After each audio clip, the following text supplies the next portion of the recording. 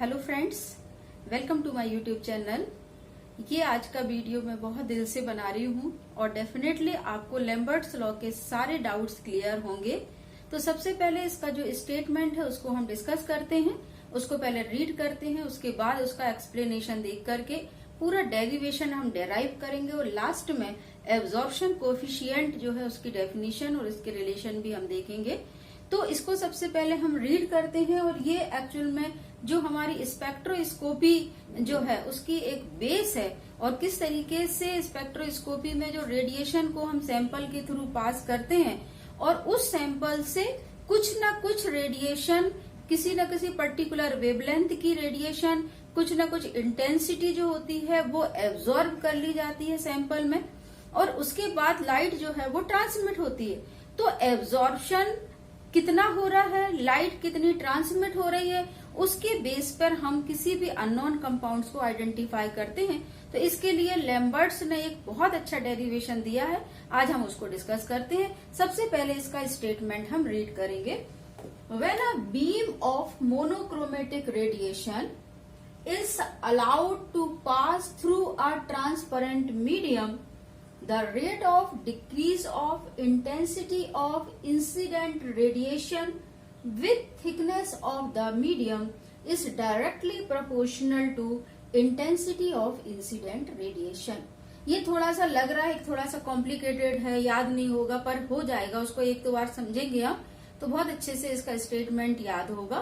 तो इसमें लैम्बर्ट्स ने क्या बोला है, किस तरीके से उन्होंने ये चीज को समझाया है। यदि मान लीजिए कोई भी हमने सैंपल जिसका कि हमको डिटेक्शन करना है, जिसके बारे में हमको जानना है, मान लीजिए उसको हमने एक सैंपल होल्डर में, जो सैंपल होल्डर में जो सैंपल रखने का होता है उसमें हमने इसको भर दिया है। अब इसके बाद हमने किसी भी सोर्स को लिया हुआ है, कोई भी हमने सोर्स लिया हुआ है लाइट का, और इससे जब हमने यहाँ से रेडिएशंस को भेजा है, उसकी वेव्स जो है वो जा रही हैं सैंपल के थ्रू, जहां पर जा रही हैं। अब जब वो सैंपल से अंदर जाती हैं, इस तरीके से जब इसके अंदर यहाँ से जाएंगे तो यहाँ पर क्या होता है कि कुछ ना कुछ उसकी इंटेंसिटी जो होती है वो एब्जॉर्ब कर ली जाती है, किसी न किसी इंटेंसिटी की लाइट को एब्जॉर्ब कर लिया जाता है और एब्जॉर्ब करने के बाद फिर यहाँ से लाइट जो है वो कुछ ना कुछ ट्रांसमिट भी होती है। तो यहाँ पर जो भी लाइट का एब्जॉर्प्शन हो रहा है या जो लाइट ट्रांसमिट हो रही है उस पर लैम्बर्ट्स ने एक बहुत अच्छा लॉ बताया। और मान लीजिए कि जो सैंपल है उसकी जो थिकनेस है वो मान लीजिए x सेंटीमीटर है। हमने यहाँ पर मान लिया है कि सैंपल की जो थिकनेस है वो x सेंटीमीटर है। अब उन्होंने बोला है कि यहाँ पर ये जो बोला है ना, monochromatic radiation is allowed to pass through a transparent medium, यानी ये ट्रांसपेरेंट मीडियम से जब भी इस रेडिएशन को हम यहाँ से पास करते हैं तो rate of decrease of intensity of incident radiation, यदि मान लीजिए कि यहाँ पर हम ये मान लेते हैं कि यहाँ पर जो भी हम इंसिडेंट रेडिएशन है उसकी इंटेंसिटी मान लीजिए आई है। अब उसकी कोई ना कोई इंटेंसिटी है, उस रेडिएशन को हमने यहाँ से भेजा तो उसमें इन्होंने बताया है कि जिस भी रेट से ये डिक्रीज होती है, इंटेंसिटी डिक्रीज होती है, क्यों? क्योंकि ये एब्जॉर्ब हो जाएगी। एब्जॉर्ब हो जाएगी तो जो ट्रांसमिट लाइट है उसकी इंटेंसिटी कम हो जाएगी। तो जिस भी रेट से वो डिक्रीज हो रही है वो मतलब थिकनेस ऑफ द मीडियम के रिस्पेक्ट में वो क्या है, किस तरीके से, किस रेट से यहाँ पर डिक्रीज हो रही है, तो वो डायरेक्टली प्रोपोर्शनल हो रही है इंटेंसिटी ऑफ इंसिडेंट रेडिएशन। जितनी इंटेंसिटी की रेडिएशन हम इसके थ्रू भेजेंगे उसी रेट से वो डिक्रीज होगी और वो किसके, यहाँ पर जो थिकनेस ऑफ द मीडियम के रिस्पेक्ट में उन्होंने बात की है। तो यहाँ पर इस तरीके से इन्होंने भेजा। अब इस पे जो मैथमेटिकल एक्सप्रेशन निकल कर आया है वो हम यहाँ पर देख लेंगे। इसके बाद यहाँ पर हम डेरिवेशन इसका स्टार्ट करते हैं। तो यहाँ पर आता है -di/dx। माइनस जो है वो किसको शो करता है, डिक्रीज को, और डिक्रीज किसका डिक्रीज है, ये क्या है, -di/dx क्या है, rate of intensity of incident radiation, यानी decrease the rate of intensity of incident radiation with thickness of the medium. Thickness of the medium के रिस्पेक्ट में बात की है तो वो किसके डायरेक्टली प्रोपोर्शनल है, इंटेंसिटी ऑफ इंसिडेंट रेडिएशन के। तो इंटेंसिटी ऑफ इंसिडेंट रेडिएशन के ये डायरेक्टली प्रोपोर्शनल है। तो ये लैम्बर्ट्स ने लॉ दिया। इसके बाद फिर बियर्स ने इसमें थोड़ा सा करेक्शन किया है, थोड़ा सा इसमें और करेक्शन करके उन्होंने कॉन्सेंट्रेशन वाले टर्म्स को भी इसके अंदर लिया है। तो उसका डेरिवेशन थोड़ा सा इससे डिफर है। इसके बाद हम देखते हैं, पहले हम लैम्बर्ट्स लॉ को अच्छे से समझेंगे, फिर उसमें जो करेक्शन हुआ वो करेक्शन को हम देखेंगे और दोनों के डेरिवेशन को हमको समझना है। अब इसके बाद हम पूरा डेरिवेशन जो है वो डिस्कस करते हैं। And now derivation of Lambert's law. तो लैम्बर्ट्स लॉ में जो मैथमेटिकल एक्सप्रेशन आया था वो था -di/dx is directly proportional to the I.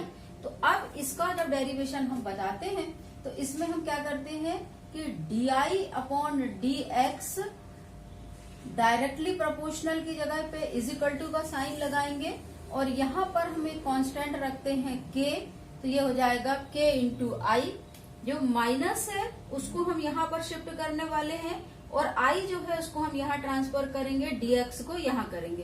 तो क्योंकि हमको इंटीग्रेशन लेना है इस वजह से हम यहाँ पर ये जो टर्म्स है इनको हम इस तरीके से करते हैं, di/i is equal to minus minus यहाँ चला जाएगा k इंटू dx, ये हो जाएगा।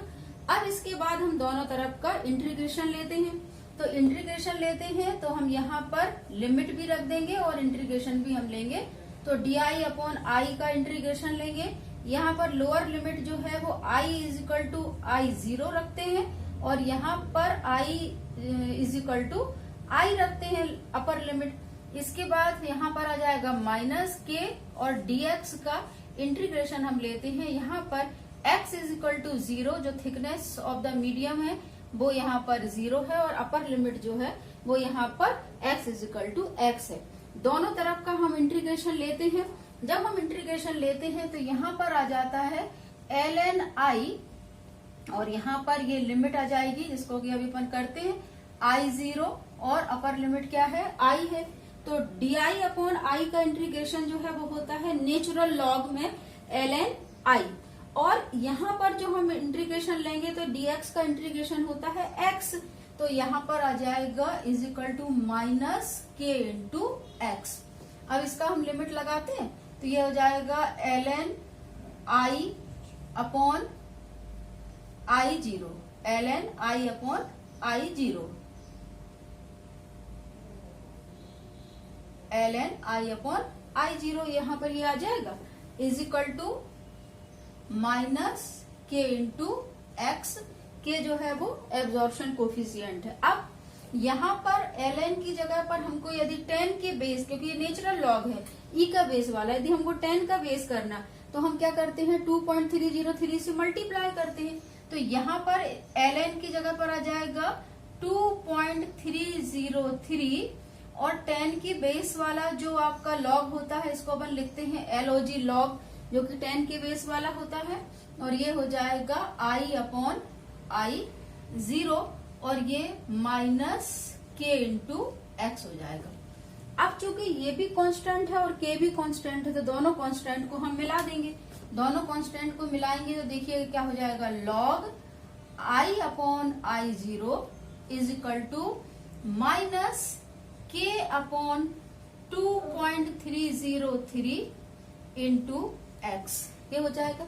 अब k अपॉन 2.303 के लिए एक न्यू हम जो है एक कांस्टेंट रख देते हैं k डैश। तो ये हो जाएगा log i upon I0 is equal to k dash into x हो जाएगा। तो ये इतना जो है वो हमने यहाँ पर किया। अब इसके बाद हम यहाँ पर i अपॉन I0 जो है उसको हम मान लीजिए 1/10 मान लें। 1/10 यदि हम मानते हैं कि जो भी इंसिडेंट रेडिएशन है मान लीजिए उसकी इंटेंसिटी 10 है और जब एमिट होती है तो वो उसकी इंटेंसिटी मान लीजिए 1 बचती है, मतलब इंसिडेंट रेडिएशन की इंटेंसिटी से 1/10 जो है वो ट्रांसमिट रेडिएशन होता है, ट्रांसमिट इंटेंसिटी जो है वो अपने को मिलती है। तो यहाँ पर i अपॉन I0 की वैल्यू क्या है 1/10 यदि होती है तब देखिएगा इसमें क्या करेक्शन होगा। तो यहाँ पर इसको एक बार और देख लीजिए, जल्दी से अपन देख लेते हैं। Minus D I upon D X is directly proportional to the I. इसके बाद हम यहाँ पर डायरेक्टली प्रोपोर्शनल की जगह पे इजिकल टू का साइन लगाएंगे, तो के हम यहाँ पर कांस्टेंट रखेंगे। इसके बाद इंटीग्रेशन लेना है, इस वजह से आई को यहाँ शिफ्ट करके डीएक्स को यहाँ शिफ्ट करेंगे और माइनस को भी यहाँ शिफ्ट कर देंगे। तो डी आई अपॉन आई का जब हम इंटीग्रेशन लेते हैं तो वो आता है ln आई। इस पे हम लिमिट रखेंगे तो यहाँ पर ये हो जाएगा।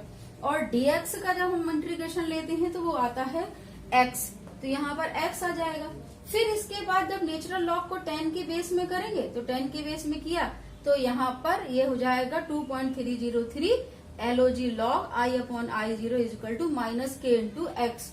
और उसके बाद फिर यहाँ पर 2.303 भी कांस्टेंट है और k भी कांस्टेंट है, तो यहाँ पर दोनों कांस्टेंट मिला करके k डैश हमने लगा दिया। अब इसके आगे का जो डेरिवेशन है वो हम देखते हैं यहाँ पर। तो यहाँ तक हमने यहाँ पर कंप्लीट कर लिया है। अब इसके बाद हम यहाँ पर i अपॉन आई जीरो, अब यहाँ पर अपन देखते हैं कि i upon I zero is equal to मान लीजिए 1/10 है। मीन्स इंसिडेंट रेडिएशन जो है वो 10 है और उसका 1/10 पार्ट जो है वो ट्रांसमिट होता है। तो अब यहाँ पर log 1/10 हो जाएगा इज इक्वल टू के डैश इंटू एक्स हो जाएगा। अब log 1/10 का यदि हम यहाँ पर ये देखते हैं, log 1/10 की यदि हम वैल्यू देखते हैं तो वो आती है -1, क्योंकि log 10 की वैल्यू कितनी आती, 1 आती। तो log 1/10 की वैल्यू कितनी आएगी, -1 आएगी। तो -1 इज इक्वल टू माइनस के डैश इंटू एक्स हो जाएगा। तो अब इसके बाद यदि हम x को यहाँ शिफ्ट करते हैं, माइनस से माइनस ये कैंसिल हो जाएगा, और यदि हम x को यहाँ शिफ्ट करते हैं तो ये बन जाता है के dash is equal to 1/x। के dash is equal to 1/x, और यहाँ पर जो के डैश है वो क्या है, एब्जॉर्प्शन कोफिशिएंट। एब्जॉर्प्शन कोफिशिएंट, तो एब्जॉर्प्शन कोफिशिएंट के डैश जो है वो यहाँ पर थिकनेस ऑफ द मीडियम के क्या है, रेसिप्रोकल है। मतलब अपन क्या बोल सकते हैं कि absorption coefficient is the reciprocal of the thickness of the medium when the intensity of incident radiation reduce up to 1/10 of the incident radiation, 1/10 of the intensity of incident radiation। तो ये जो है यहाँ पर के डैश की value आएगी और इसका यहाँ पर ये डेफिनेशन बनेगी। तो आई होप आपको ये सारा डेरिवेशन अच्छे से क्लियर हुआ होगा। एक एक इसके पॉइंट्स जो है वो अच्छे से क्लियर हुए होंगे। कहीं पर भी कोई भी डाउट है तो आप मुझे कमेंट सेक्शन पे लिखिएगा। इसका फिर से हम और भी यदि सिंप्लीफाई यदि हो सकता है तो हम कर देंगे। Thanks for watching and take care.